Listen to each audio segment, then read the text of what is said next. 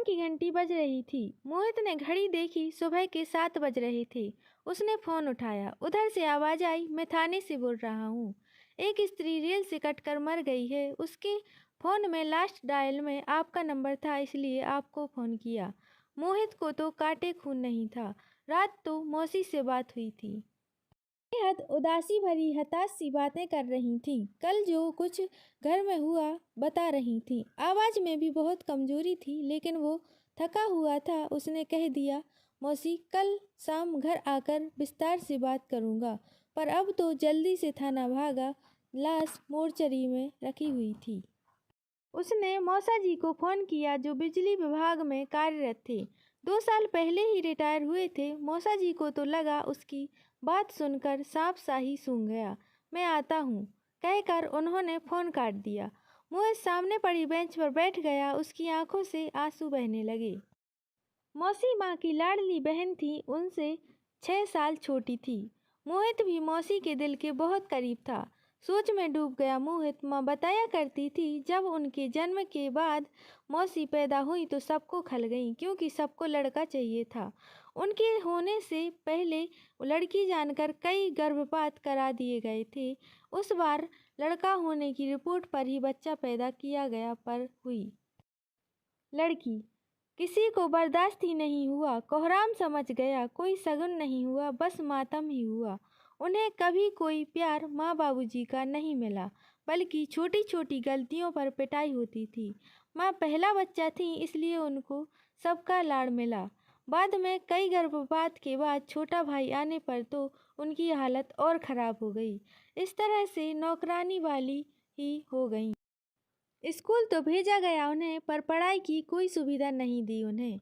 School जाते जाते काम, स्कूल से आते ही फिर काम ही काम। बस माँ ही बहुत प्यार करती थी उन्हें। माँ बताती थी, एक बार मौसी ने भूख लगने पर भाई के लिए रखा हुआ सेब खा लिया। फिर तो उनकी वो पिटाई हुई कि दुखी होकर मौसी ने गेहूं में रखी सल्फास की गोलियां खा ली। वो तो माँ ने देख लिया। पुलिस के डर के मारे जैसे तैसे उन्हें बचाया गया। माँ की शादी के बाद तो मौसी की हालत और बदतर हो गई। 16 साल की उम्र में ही उनकी शादी भी कर दी गई हमारे शहर में। पर यहाँ भी मौसी के दुर्भाग्य ने पीछा नहीं छोड़ा। तेज तर्रार सास और विधवा बहन का आज्ञाकारी पुत्र और भाई निकला उनका पति। दिन रात उनकी सेवा में जुटी रहती। मुँह में बोल तो जैसे थे ही नहीं उनके। मायके वालों ने शादी के बाद उनसे कोई मतलब ही नहीं रखा। बस कभी कभी माँ से मिलना होता रहता था उनका। अपने दुख दर्द बांट लेती थी उनसे। वो भी बराबर में बैठे सब बातें सुनता रहता था। बात बहुत समझ तो उसे नहीं आती थी, पर मौसी के आंसू उसे अच्छे नहीं लगते थे। अपने हाथों से उन्हें पोंछ देता था और मौसी उसे गले लगा लेती थी। उसे बहुत प्यार करती थी मौसी, माँ बताती हैं। एक बार जब फिर मौसी ने जुल्मों से तंग आकर जान देने की सोची, तभी उन्हें पता चला वो गर्भवती हैं। उस दिन से वह खुश रहने लगी थी। उन्हें यही लगने लगा था, अब कोई उनका अपना आने वाला है जो उनका उद्धार करेगा, उनको समझेगा। और फिर रौनक उनके घर आया। 1 साल बाद ही रोशनी से उनकी दुनिया में चहचहाट भर गई। सास की चिल्पों, पति का कर्कश व्यवहार, नंद की मनमानी, उन्हें कुछ भी बुरा नहीं लगता था। वो तो अपनी खुशी में मग्न अब दूसरी दुनिया में ही रहने लगी थीं। बच्चे पढ़ने में अच्छे निकले। लड़का बैंक का अफसर और बेटी इंजीनियर बनी। बेटी की शादी उसके जॉब में आते ही कर दी। वो अपने घर में खुश थी, नौकरी और अपनी ससुराल में व्यस्त। मौसी भी उसे कुछ बताकर दुखी नहीं करना चाहती थी। एक बहुत बड़ा झटका मौसी को तब लगा जब उनकी बड़ी बहन यानी उसकी माँ अचानक चल बसी। बहुत फूट फूट कर रोई थी वो। कहती थी, अब मैं अनाथ हो गई। वो तो खुद ही बिल्कुल टूट सा गया था। पर उसने मौसी को गले लगा कर कहा था, मैं हूँ ना। उसने ही अपनी शादी में उन्हें फ़ोन खरीद कर दिया था भेंट स्वरूप, ताकि जब चाहे उससे बात कर सके। उनके बेटे ने भी प्रेम विवाह किया था। पति तो बिल्कुल भी तैयार नहीं थे। हालांकि उन्हें भी लड़की और उसका परिवार ठीक नहीं लगा। फिर भी बेटी की खुशी के लिए बड़े लाड़ प्यार से बहू घर पर लेकर आई। पर शायद यहाँ भी उनकी किस्मत दगा दे गई। बहू के पिताजी का कोई काम नहीं था, भाई भी आवारा था। वो तो हर वक्त घर में डेरा डाले रहते और बहू को चढ़ाते रहते। बहू को हर समय ठंडा बुखार। मौसी दिन रात काम करती रहती। बेटे से बात करने की कोशिश की तो बेटे का जवाब सुनकर भौं-चक्की रह गईं। बोला, ये क्या माँ, आपको सबसे प्रॉब्लम रही, पहले अपने माँ बाप, फिर सास, अब बहू। कभी तो एडजस्टमेंट करना सीखो। पापा को भी आपसे इसलिए शिकायत रहती है। कुछ समझती ही नहीं हो आप। मौसी घुटकर रह गईं। उन्होंने अपने मन ही मन फैसला कर लिया था कि अब वो किसी से कुछ नहीं कहेंगी।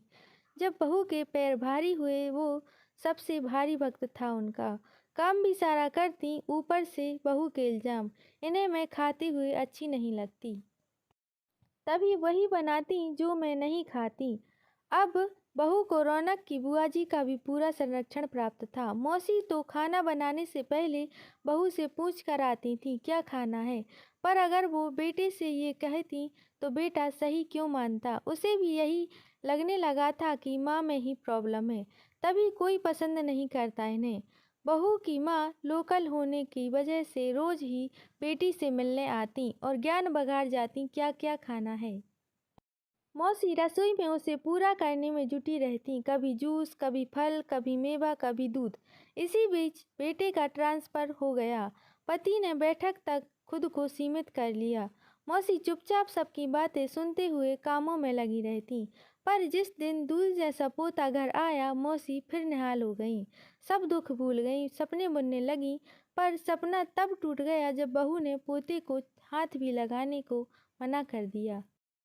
अब बहू की माँ भी घर पर रहने लगी थी, बेटी की देखभाल के नाम पर सारा काम मौसी ही करती थी। मौसी का शरीर टूट गया था, इतना काम नहीं हो पा रहा था। उन्हें बुखार आ गया तब भी वो काम करती रहीं, पर कल अचानक बेहोश होकर गिर गईं। फिर तो घर में कोहराम ही मच गया। कहा गया जरा सा काम क्या बढ़ गया, इनका नाटक शुरू हो गया। क्या क्या नहीं कहा गया उन्हें। रौनक की बुआ भी कहने लगी शुरू से आदत है इसकी तो नाटक करने की। बहुत रोई मौसी। और कल रात मौसी उसे फ़ोन करके यही सुना रही थी, पर उसने ठीक से पूरी बात नहीं सुनी।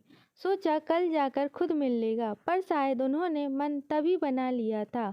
उनकी लाश लेकर घर आए तो सुना बुआ, बहू और उसकी माँ कह रही थीं कुछ किया तो नहीं आज तक, रेल से कटकर बदनामी और दे गईं, कुल का नाम बदनाम कर गईं, घर के लिए बस अभिशाप ही रहीं।